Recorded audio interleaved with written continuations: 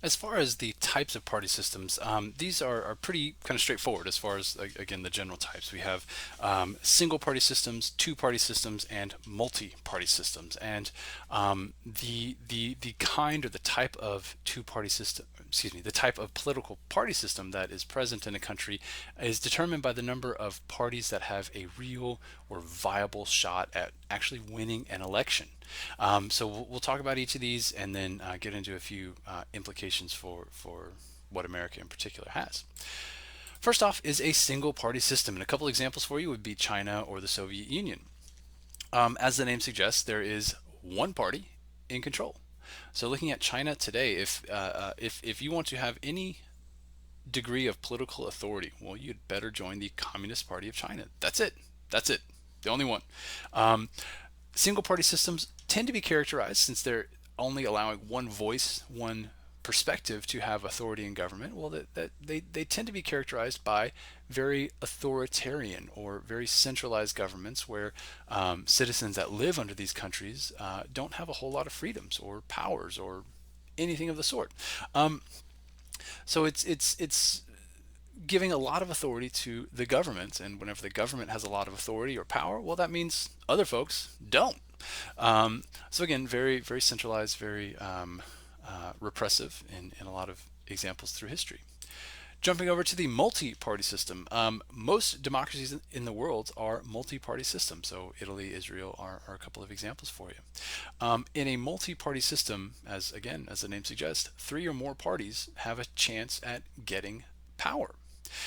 But as you can imagine, whenever you have multiple parties, and some countries have 10 or 12 or 20 political parties that have real shots at winning this, right? It makes it difficult for one person in particular to get a majority of votes. Um, One of my students a couple semesters back, he was from Brazil, and at the time that he was, I had him in a class. He said that Brazil was having their presidential elections, and there were 12 major candidates. Um, so chances were that no one of them was going to have an outright majority that it would take. So in instances like that, especially on the for whatever representative bodies, the legislative side of things, whenever that happens, multi-party systems tend to have to form a coalition government, and a coalition is just a group or a number of parties that sort of work together.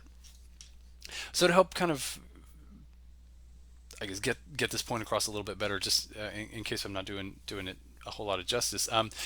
Let's jump over to the magic land of Candyland, where they recently had their elections, and there were five major political parties, all of them running, and here we've got the breakdown. So we have M&M Party coming out on top with 35% of the vote, but still not 50%, right? In America, if you want to, or rather, most elections, if you want to get power, if you want to be considered the quote unquote winner, you've got to get 51% of the vote. Well, nobody here has that. Kit Kat Party, 25%, running on down to the Reese's Party with only 5% because Reese's are terrible. Um, so nobody wins. Nobody has an outright majority. So nobody can claim to be, quote unquote, in charge of government. So what has to happen now is that a coalition government will form.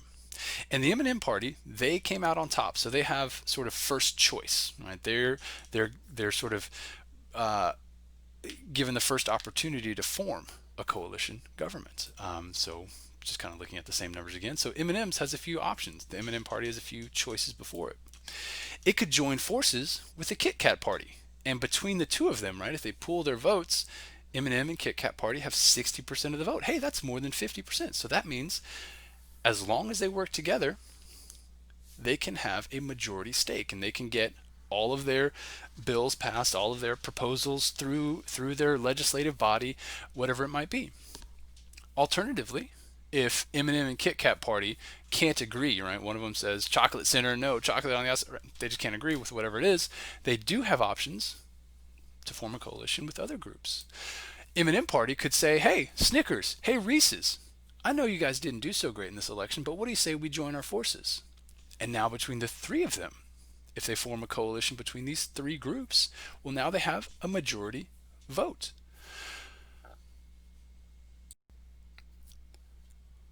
whatever M&M party decides to do, right? They had the most, so they have the first dibs, so to speak. Whatever they do, that coalition has to work together. So if it was M&M and Kit Kat, well, they've got to agree to each other's proposals. And M&M's might say, okay, here's my big thing. I really want to see this law passed. And Kit Kat can say, okay, that's great. I want to see this other thing passed. So M&M and Kit Kat have to work together on getting both of those things passed, right? You have to work in agreement with one another. And that's sort of a very important point of this coalition. Now, if ever they say, you know what, Kit Kat just can't trust any party without any crunchy nougat in the middle of it, so we got to break up. We're not going to work together. That coalition is dissolved. And all of a sudden, M&M's doesn't have a majority vote anymore.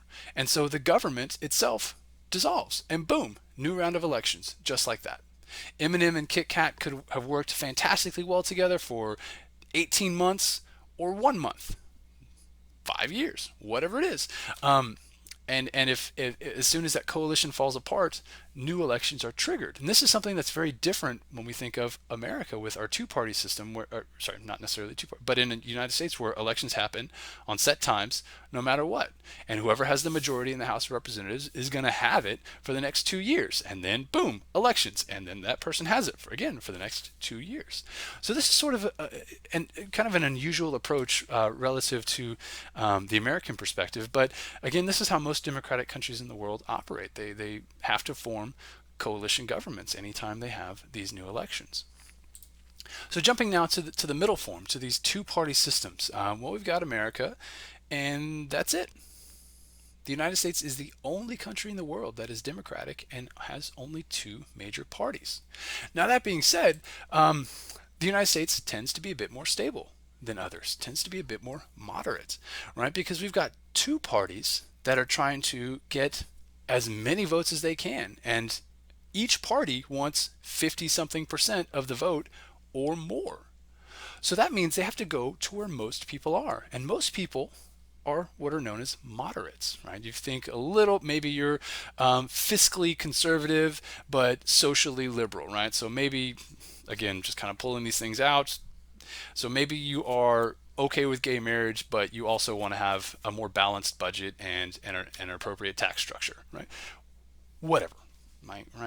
Most people are sort of a combination of the liberal perspective and the conservative perspective.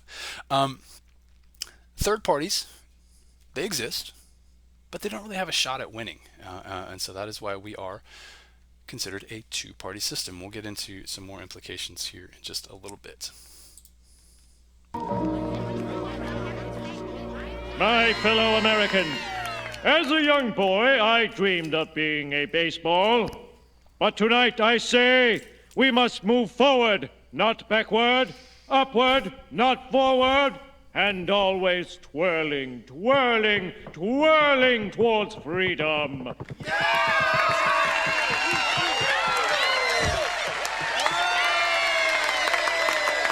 Stop! Those candidates are phonies! You heard me. They're alien replicants from beyond the moon. Yeah, right, pal. Don't forget your stinking flag. Oh, why won't anyone believe my crazy story? Oh!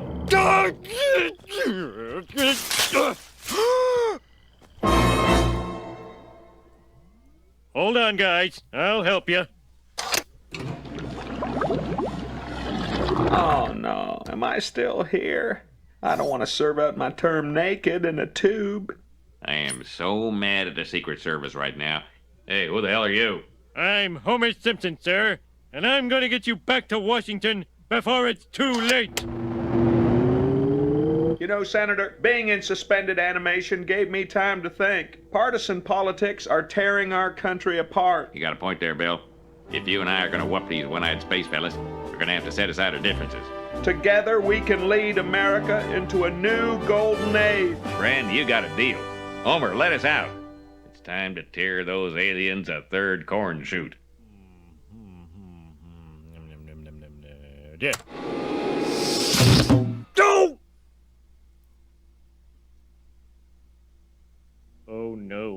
What have I done? What am I doing? What will I do? The politics of failure have failed. We need to make them work again. Tomorrow, when you are sealed in the voting cubicle, vote for me, Bob Dole. I am looking forward to an orderly election tomorrow, which will eliminate the need for a violent bloodbath.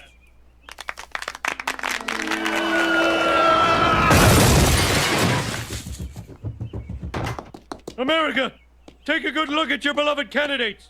They're nothing but hideous space reptiles.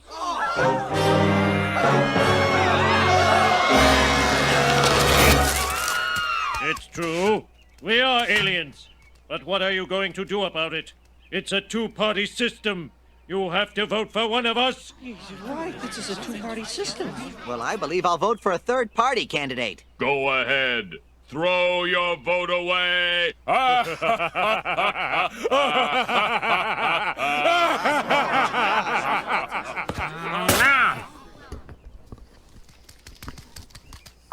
hail President Kane!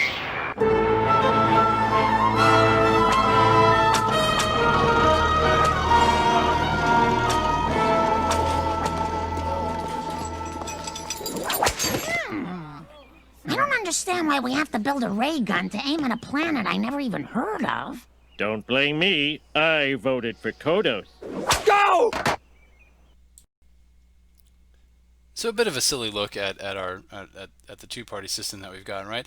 And we can see as the clip came to a close, a lot of folks in the United States see voting for a third party as kind of wasting a vote, and I would fundamentally disagree with that, but at least their thinking is that, well, there's not a chance at winning, so why are you going to bet on a losing horse, right, so to speak.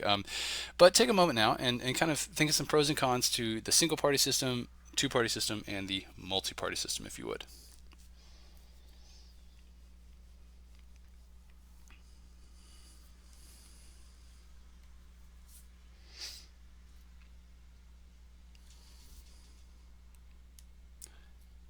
And if you're still thinking, please, of course, feel free to pause me.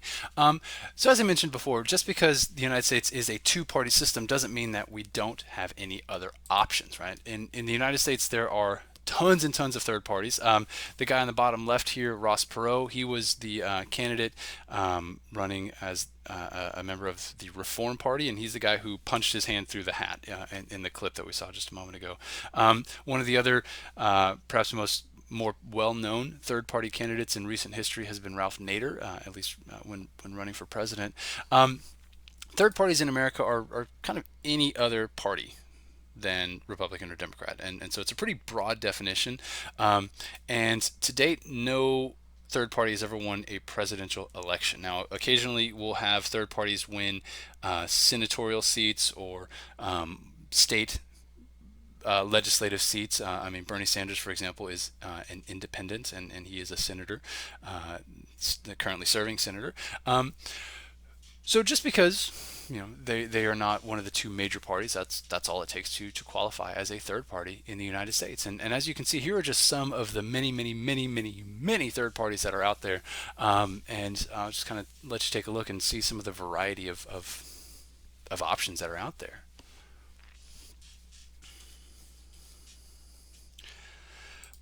But as I mentioned a few times now, third parties tend to not win elections, right? There are a number of rules and guidelines and things like that and requirements that have sort of stacked the deck against third parties. So the Republicans and the Democrats are the ones who are in control of the rules that govern who can run, how a third party can register, how many signatures you have to get to have your name printed on a ballot, stuff like that. And so they purposely make it more difficult for third parties to get involved in these elections, right? Because that would simply be competition against them, and they don't want to see that. And this is a really interesting and fascinating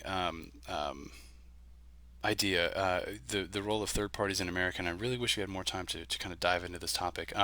But before we move away from third parties, without saying what election or what party I've supported in the past, I've voted for third parties before. There are a number of elections and times in recent history where I just wasn't interested in either of the major candidates that were put up for particular positions, and in those instances, voting third party can in some ways be used as sending a message like, hey, Republicans and Democrats, I don't like what you're serving up, so fix it. And on the off chance that enough people think like you, well, maybe you could even get a third party person elected to, and your chances are especially good for local elections and for state elections, where it's much easier to kind of reach out to people. So number one, please vote. Get out there, vote. If you're not voting, somebody else is speaking on your behalf and kind of taking, or rather, you're giving authority away. Nobody's taking it, but you're handing over your voice in government. And that being said, I would like to encourage this idea that voting for third parties is not a waste of a vote. And if that's something you want to chat about, feel free. Hit me up. I'd be glad to have that conversation. But kind of moving on from there. So once we sort of have elections, right, regardless of who wins, how do we determine who gets that authority? How do we determine how votes are divvied up, how sovereignty is translated from our votes into political power or political authority?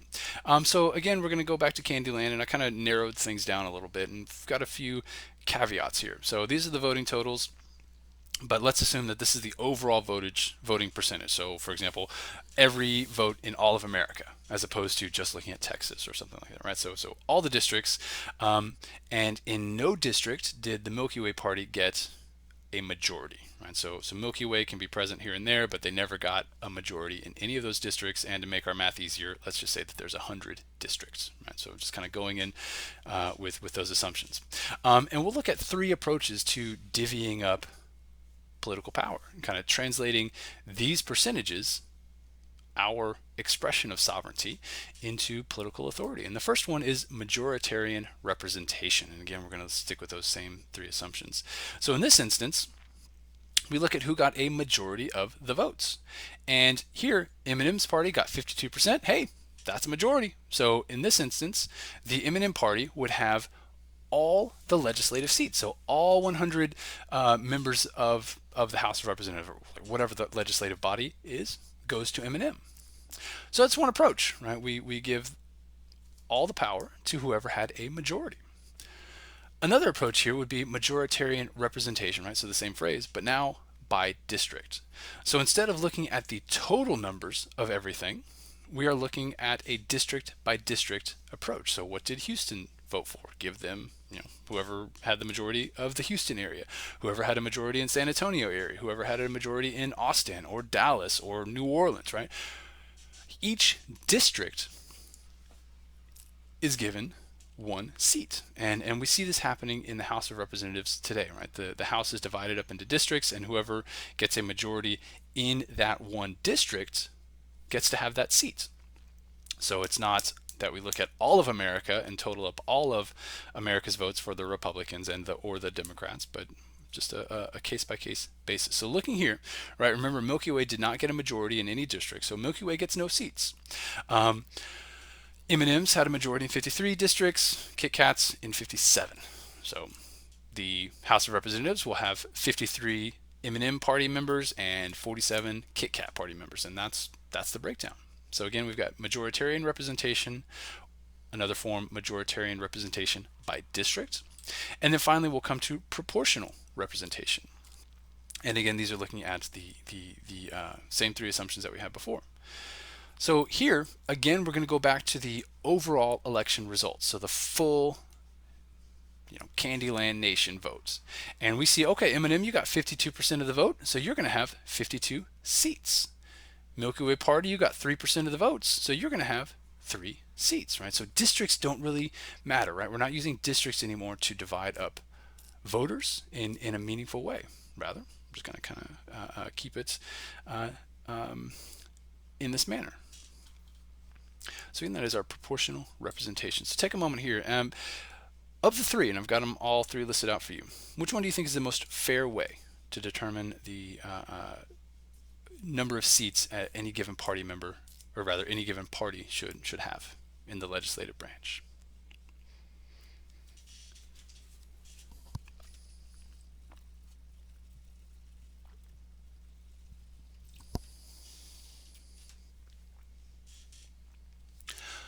Oftentimes, I have a high number of students who argue that proportional representation is where it's at, right? If somebody gets a vote, well, they should have some seat at the table. They should have some way to translate that sovereignty of those 3% in the example of let me go back, of the Milky Way party. 3% liked them, so we got to get them at the table, right? This is a way to ensure that all voices are heard, for example. But I'm going to change the parties a little bit, and instead of our candies, well, what if we have this set up? Now, all of a sudden, under a system of proportional representation, we've got a pretty extreme party out there. Proportional representation is how most nations operate. Most of those multi-party systems will try to form their legislative body based on proportional representation. And now in the United States, we sort of avoid this problem because we only have two major parties. And so those two major parties are winning just about every single election. But under the proportional system, extremist groups can have a seat at the table. We're seeing this happen in Europe a lot right now, where far right-wing groups, very extremist sort of groups, are finding themselves with enough votes to have a representative in the legislative body in a number of countries. So while yes, proportional representation will allow for more types of voices, more variety of voices at the table, it also opens the door to a lot of extremism or potential extremism. So it might be a little bit easier now for factions to form, because all of a sudden, well, that Nazi group, well, they're at the same table as the cuddly kittens and the fluffy puppies, and they're getting interviewed as if they are equals, because they are in fact equals, right? They don't have as many votes, but they have a voice in their parliament. So again, kind of want to circle back around, right? This two-party system, this idea that the United States has developed pretty much alone in the democratic countries of the world, it forces the two major parties to be a bit more representative, to be a bit more moderate in their tone, right? If one party starts all of a sudden going kind of nutso extreme, well, that party's not going to get a lot of votes. Now, we're starting to see a little bit of that happen. We are starting to see, under the past, 8 years or so, increasing polarizations where the Republicans and Democrats are really trying to kind of circle the wagons around their bases and become more progressive or more right-wing in their overall approaches. And that's really dangerous and in a lot of ways just sort of contrary to the whole history of parties in America up to this point. So I'm going to step back from my soapbox for a second, and I'd be remiss on a lesson about the political parties to not talk a little bit about the actual political parties that we've got and things that they stand for. So we have, again, two major parties, the Democrats and the Republicans. And the Democratic Party today is the party of national power. You remember that changed. It used to be that Republicans were all over central government. And remember, Lincoln, for example, wanted to protect federal power and, in fact, grew the federal government massively to fight the Civil War. And some folks argue that he took on some tyrannical powers. And I wouldn't go so far but he certainly did a whole lot of things that no previous president would have even ever considered. But Franklin Roosevelt kind of outflanked Republicans on this part.